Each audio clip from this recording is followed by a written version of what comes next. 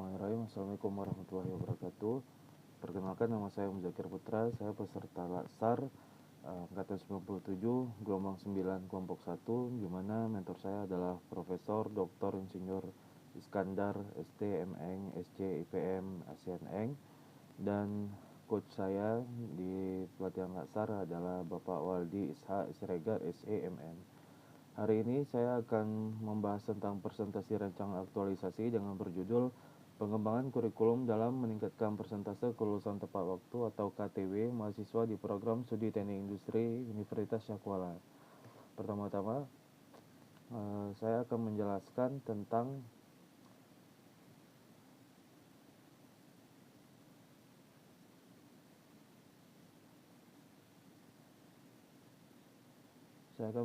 tentang gambaran umum Universitas Syakuala.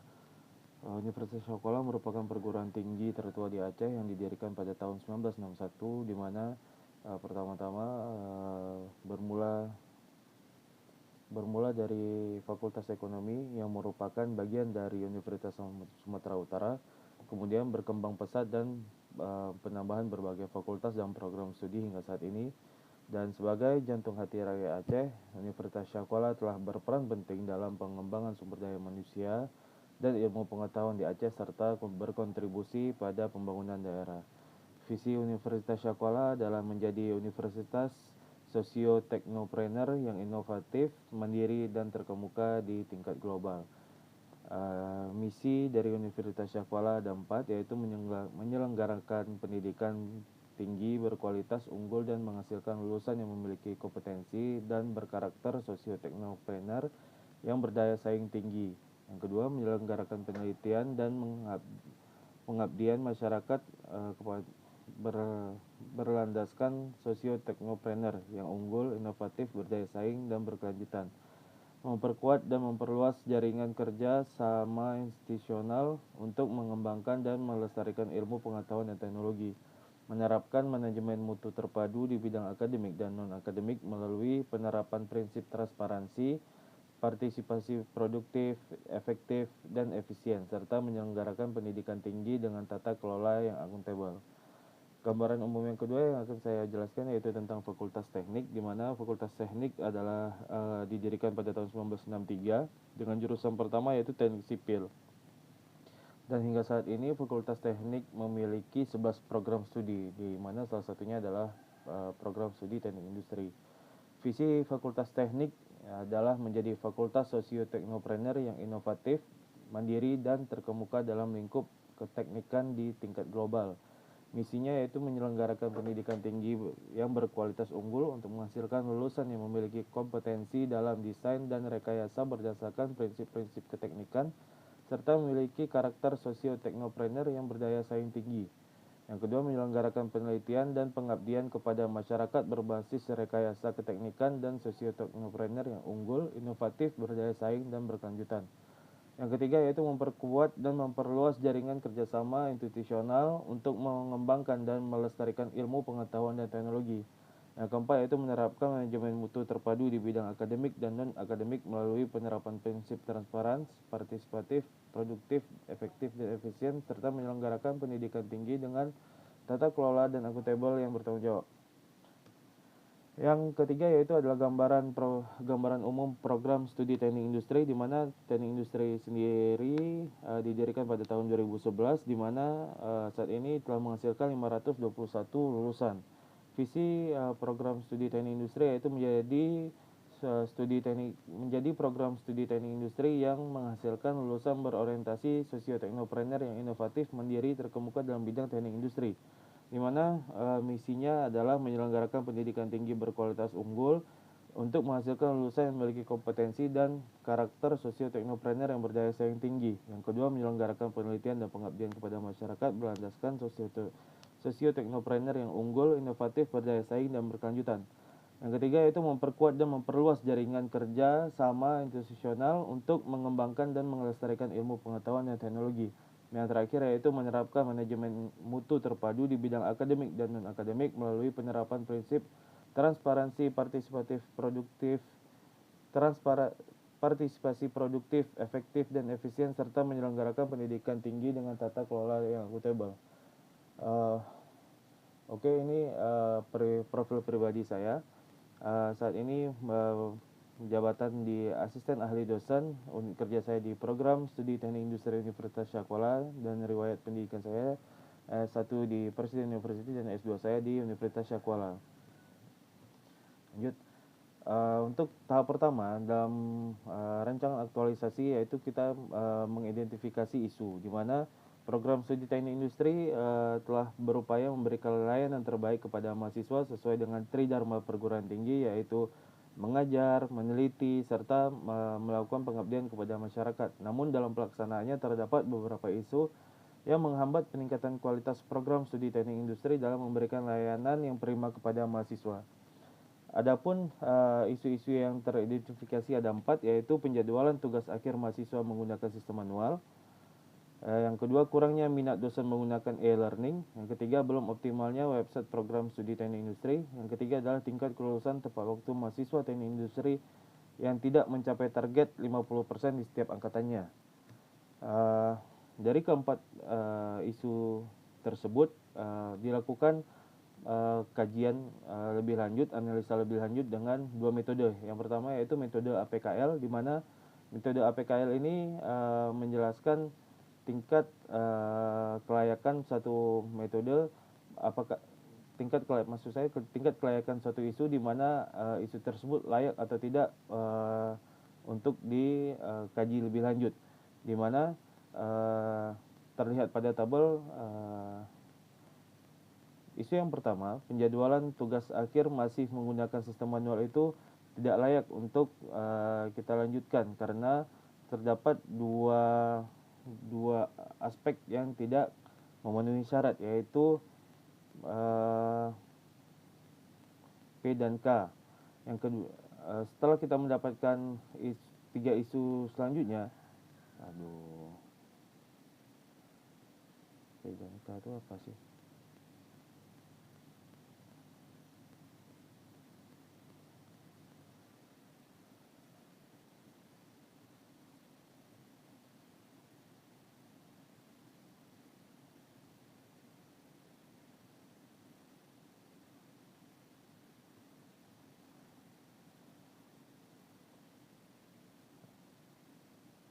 Problematik layak yang layak. Yang pertama yaitu menggunakan metode APKL, di mana APKL tersebut adalah aktual, problematik, halayak, dan layak. Pada isu yang pertama, yaitu penjadwalan tugas akhir masih menggunakan sistem manual, tidak memenuhi syarat, di mana dua aspek yaitu problematik dan halayak itu tidak terpenuhi, dan ketiga isu yang lainnya memenuhi syarat, dan ketiga isu itu berlanjut ke tahap selanjutnya, yaitu analisa terhadap metode USG, di mana urgensi, serius, dan growth. Pada tahap metode USG, ketiga isu tersebut dirankingkan. Jadi kita memilih satu isu yang prioritas, di mana isu prioritas tersebut mendapatkan nilai tertinggi, dan isu yang mendapatkan nilai tertinggi adalah tingkat kelulusan mahasiswa teknik industri yang tidak mencapai target 50% di setiap angkatannya. Oleh sebab itu, setelah melakukan analisa dengan 2 metode tersebut, maka akan dilakukan kajian lebih lanjut, yaitu dengan menggunakan metode Fishbone, di mana metode Fishbone ini adalah metode yang menjabarkan penyebab-penyebab terjadinya akibat tersebut. Pada kasus ini, akibatnya adalah tingkat kelulusan tepat waktu mahasiswa teknik industri tidak mencapai 50%. Dan kita akan mencari penyebab-penyebab dari hal tersebut, di mana pada Fishbone kali ini terdapat 4 aspek besar, yaitu dosen, mahasiswa, sistem, dan fasilitas. Di mana pada mahasiswa sendiri terdapat 5 aspek yang menjadi penyebabnya, yaitu gagal merencanakan program kuliah. Yang kedua, tidak ada keinginan untuk konsultasi dengan dosen, beban tugas mahasiswa yang terlalu tinggi, manajemen waktu yang tidak baik dari mahasiswa, yaitu motivasi dan kepercayaan diri yang kurang dari mahasiswa. Aspek yang kedua yaitu di dosen, di mana 3 penyebab yang ada di dosen itu, yang pertama yaitu padatnya kegiatan dosen, yaitu sikap dingin dan tidak memperdulikan mahasiswa, dan yang ketiga yaitu pola ajar atau mendidik yang tidak sesuai dengan mahasiswa. Aspek yang ketiga yaitu fasilitas, di mana 3 faktor pada aspek fasilitas itu ada seperti fasilitas laboratorium yang kurang memadai, yang kedua internet yang sering bermasalah, yang ketiga yaitu buku menyangkut industri yang terbatas, yang keempat yaitu sistem kolaborasi, yaitu pada sistem, di mana aspek sistem ini memiliki 4 poin. Yang pertama yaitu kurangnya kolaborasi dengan mitra di bidang industri, yang kedua penjadwalan mata kuliah yang buruk, yang ketiga kurikulum yang tidak fleksibel, dan keempat yaitu padatnya kegiatan dosen. Nah, setelah kita melihat metode Fishbone tersebut, kita dapat melihat grafik di samping, di mana ini adalah satu data yang membahas tentang tingkat kelulusan tepat waktu berdasarkan angkatan mahasiswa program studi teknik industri dari tahun angkatan 2015 hingga tahun 2019, di mana kita dapat melihat bahwa tingkat kelulusan mahasiswa yang tepat waktu itu tidak mencapai 50%. Oke.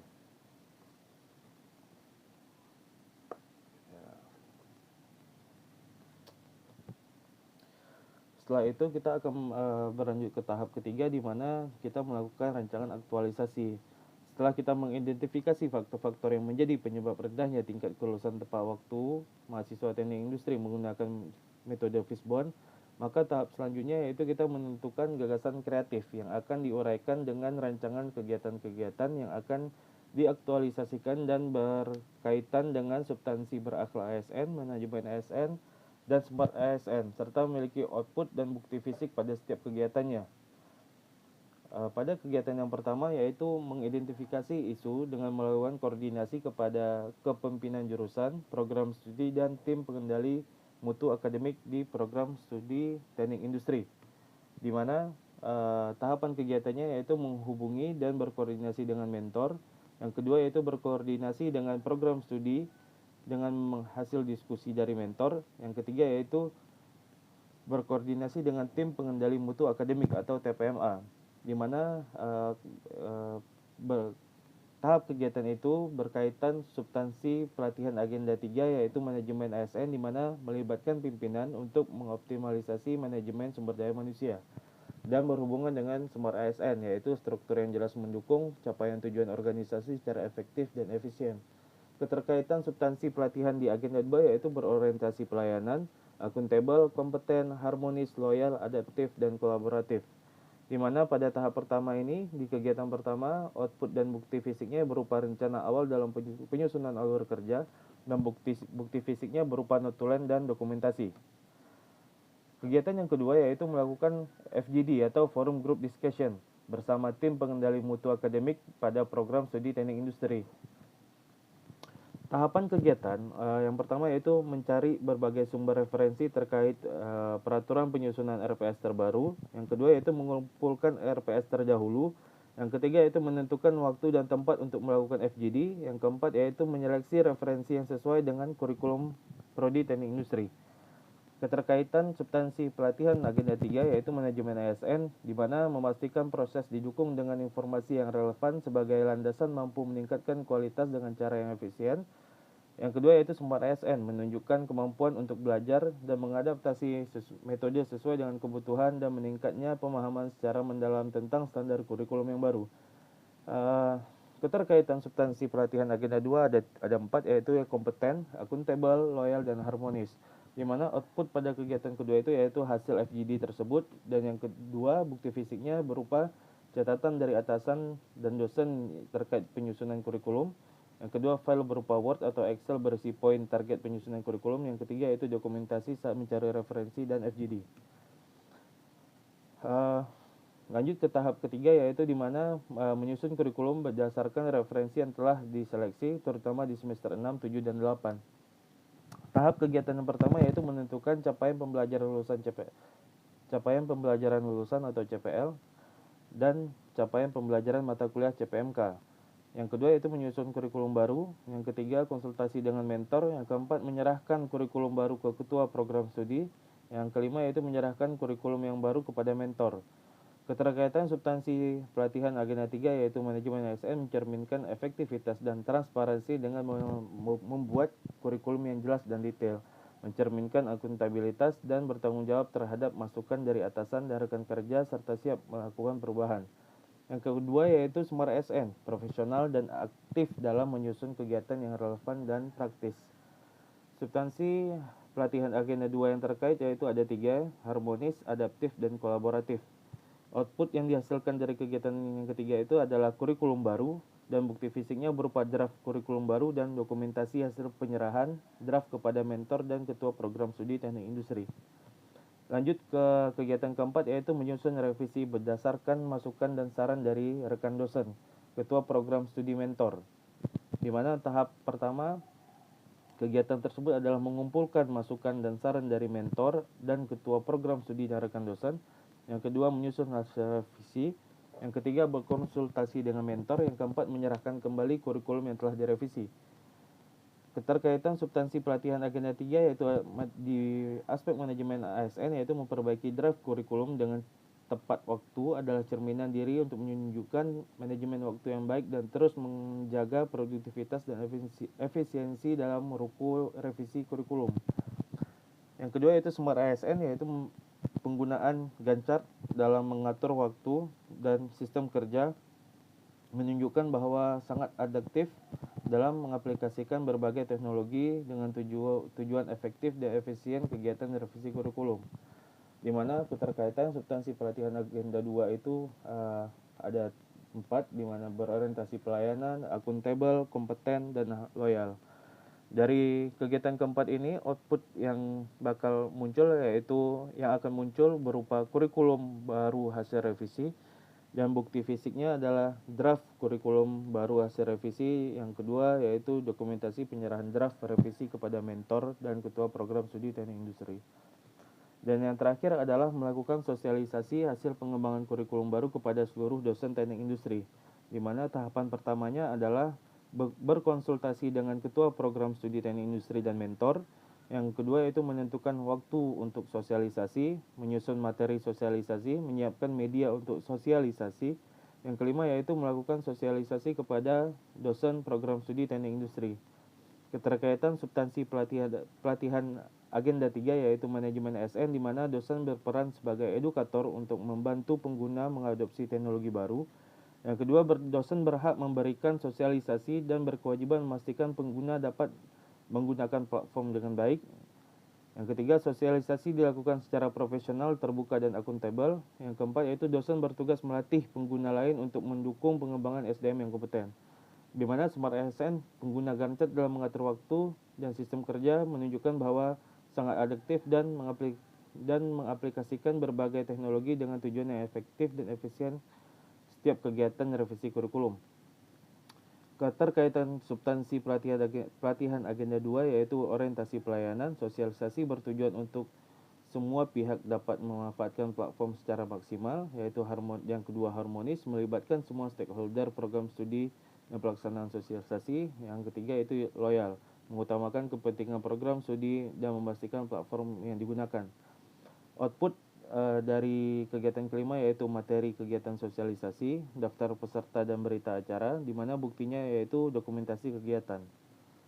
Berikut adalah jadwal kegiatan rancangan aktualisasi, di mana kegiatan pertama dalam mengidentifikasi isu akan dilakukan pada minggu terakhir di bulan Oktober, dan kegiatan kedua melakukan forum group discussion kepada rekan-rekan dosen tim pengendali mutu akademik di program studi teknik industri akan dilakukan di minggu pertama di bulan November. Di kegiatan yang ketiga, menyusun kurikulum berdasarkan referensi yang telah diseleksi akan dilakukan di minggu kedua bulan November. Dan tahapan keempat, menyusun revisi hasil berdasarkan masukan dan saran dari ketua prodi teknik industri, mentor, dan tim pengendali mutu akademi teknik industri akan dilakukan di minggu ketiga beserta dengan melakukan sosialisasi. Mungkin hanya ini yang dapat saya sampaikan. Lebih dan kurang saya minta maaf. Saya tutup. Wabillahi taufiq wal hidayah. Assalamualaikum warahmatullahi wabarakatuh.